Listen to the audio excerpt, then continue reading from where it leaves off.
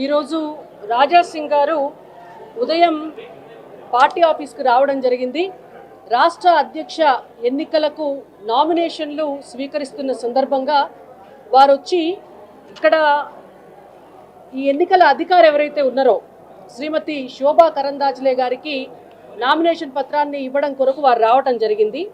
వచ్చిన సమయంలో వారు రాష్ట్ర ఇన్ఛార్జ్ అయినటువంటి అభయ్ పటేల్ గారితో వారు మాట్లాడారు. వారు మాట్లాడితే అభయ్ పటేల్ గారు చాలా స్పష్టంగా వారికి ఇది ప్రజాస్వామ్యబద్ధమైనటువంటి పార్టీ, ఈ పార్టీలో ఎవరైనా కూడా నామినేషన్ వేయవచ్చు, వెళ్ళి మీ నామినేషన్ మీరు దాఖలు చేయండి అని చెప్పారు. చెప్పిన తర్వాత వారు నామినేషన్ పత్రాన్ని తీసుకున్నారు. తీసుకొని శోభా కరందాజ్లే గారి దగ్గరికి వెళ్ళి వారి ఫామ్ని సమర్పించారు. సమర్పించే క్రమంలో ఏ నామినేషన్ పత్రమైనా కూడా ఎన్నికల నిబంధన ప్రకారం 10 మంది రాష్ట్ర కౌన్సిల్ సభ్యుల మద్దతుతోటి వారి సంతకాలతోటి నామినేషన్ పత్రం ఇస్తే మాత్రమే ఆ నామినేషన్ పత్రం అనేటువంటిది చెల్లుబాటు అవుతుంది. అయితే శోభా కరందాజ్లే గారు చాలా స్పష్టంగా చెప్పినారు, 10 మంది సభ్యులు లేని పక్షంలో మీ నామినేషన్ పత్రం చెల్లుబాటు కాదు, మీరు 10 మంది సభ్యులతోటి సంతకాలు చేయించి నామినేషన్ని ఫైల్ చేయండి అని చెప్పారు. చెప్తే వారు బయటకు వచ్చి వారికి 10 మంది సభ్యులు సంతకం చేయడానికి 10 మంది సభ్యులు లేకపోవడంతో వారు ఉల్టా పార్టీని బదనాం చేసుకుంటా అబద్ధాలు చెప్పుకుంటా పార్టీ వారికి నామినేషన్ వేసేటటువంటి అవకాశం లేదని చెప్పి అబాండాలు వేయడం జరుగుతోంది. ఇది ఇవాళ జరిగినటువంటి వాస్తవమైనటువంటి పరిస్థితి.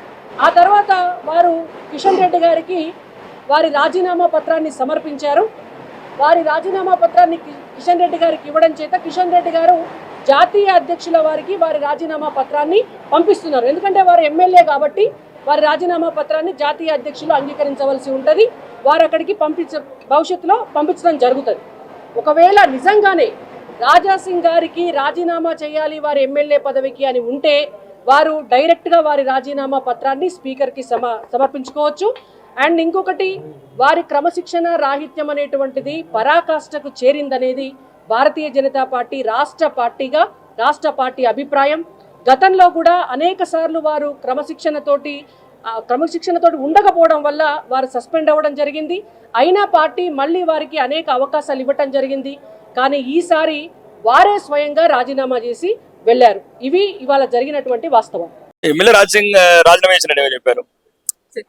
అట్లేం లేదండి, అది చిన్న కుటుంబంలో చిన్న అలకలు, అధ్యక్ష పదవి ఒకటే ఉంది కాబట్టి అందరిని సంతృప్తి పరచడం పార్టీతో కూడా వీలు కాదు. ఏ పార్టీలో అయినా ఒకటే అధ్యక్ష పదవి ఉంటుంది, ఆశించే వాళ్ళు 10 మంది ఉంటారు.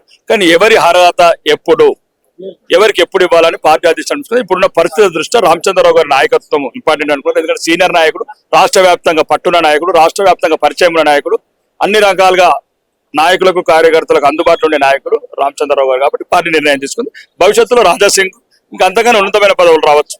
ఎప్పుడే కానీ పార్టీలలో కొద్దిగా మనకు సహనం అవసరం, సీనియర్లను గౌరవించడం అవసరం. అన్న లేఖలో అయితే తను మెన్షన్ చేయడం జరిగింది, ఢిల్లీలో తెర వెనుక కొంతమంది అధ్యక్ష పదవి కోసం పోరాడి రామచంద్రరావు గారికి ఇప్పించారు, కావాలని కొంతమంది లీడర్లకు రాకుండా చేశారని కూడా చెప్తా ఉన్నారు.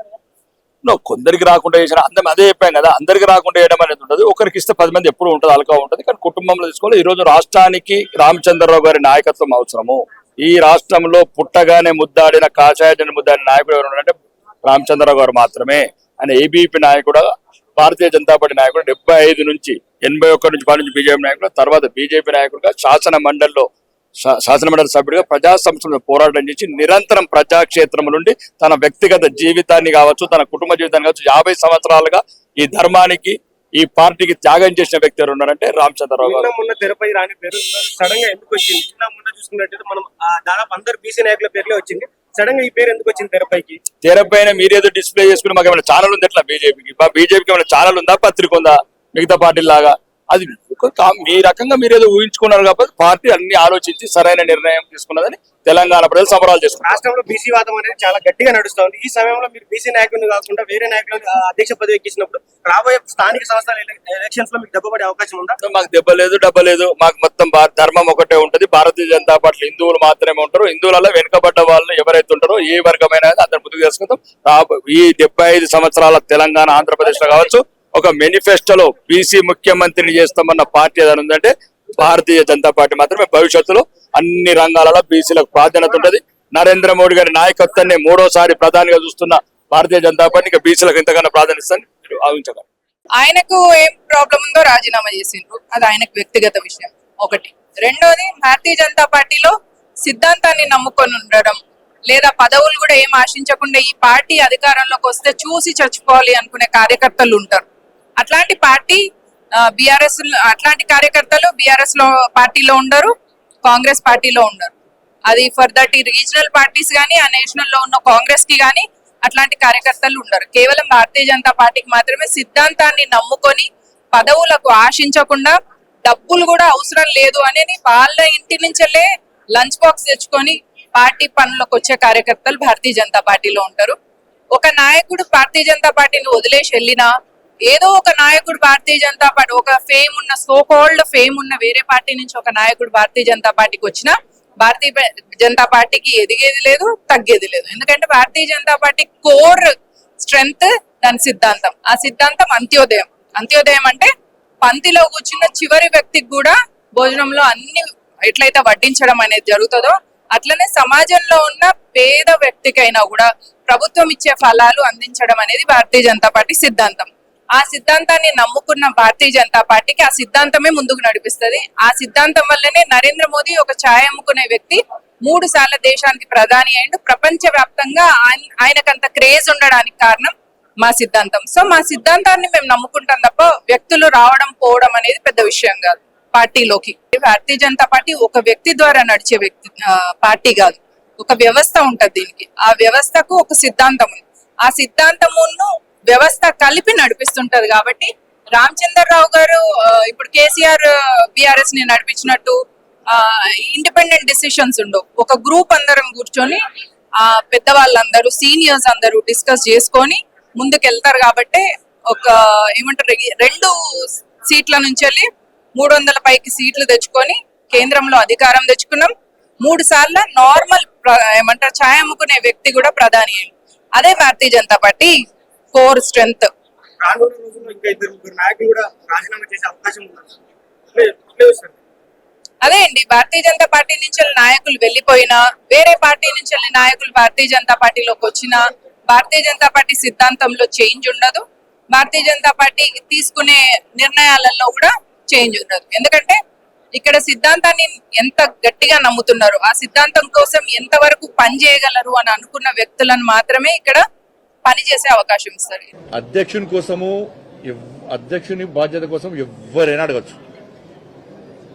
అడగడంలో ఎలాంటి తప్పు లేదు. వాళ్ళకు రావాలని కోరుకోవడంలో కూడా ఎలాంటి తప్పు లేదు. దాన్ని ఎవ్వరు తప్పు పట్టరు. ఎవరి వాళ్ళకి ఆలోచన రావాలని కోరుకోవడం తప్పేం లేదు. కానీ చివరికి ఏమవుతుంది, చివరకు అధిష్టానం నిర్ణయించిన వ్యక్తికి, అధిష్టానం ఆలోచించిన వ్యక్తికి, ఎందుకంటే అధిష్టానం అన్ని ఆలోచిస్తుంది, దేని ద్వారా పార్టీకి లబ్ధి పొందది. అట్లా ఒక అభ్యర్థిని ప్రకటించిన మాత్రాన మిగతా వాళ్ళు డమ్మి, మిగతా వాళ్ళతో ఏం కాదు. కాబట్టి ఎవరితో ఏ పని అవుతుంది, ఎవరికి ఏ బాధ్యత తప్ప చెప్పాలనో అధిష్టానం నిర్ణయిస్తుంది. ఈ భారత జనతా పార్టీ ఈ మధ్య కొత్తగా స్టార్ట్ అయింది. నాకు ఈ మధ్య కొత్తగా స్టార్ట్ అయింది ఈ సోషల్ మీడియాలో ఉల్టా పోస్ట్ పెట్టి చూడు. లేకుంటే వేరే పార్టీలు చేస్తుంటారు అందరూ. చంద్రబాబు నాయుడు గారు లేకుంటే ఇంకో నాయకుడు చెప్తే అధ్యక్షుని పెట్టేటటువంటి పార్టీ భారతీయ జనతా పార్టీ కాదు. భారతీయ జనతా పార్టీ దేశంలో అధికారంలో పార్టీ, అనేక రాష్ట్రాల్లో అధికారంలో పార్టీ, ప్రపంచంలో అత్యధిక సభ్యత్వం ఉన్న పార్టీ భారతీయ జనతా పార్టీ. నమ్మిన సిద్ధాంతం కోసం పనిచేసే కట్టర్ కార్యకర్తల పార్టీ భారతీయ జనతా పార్టీ. కాబట్టి అధిష్టానం అన్ని చూస్తున్నది.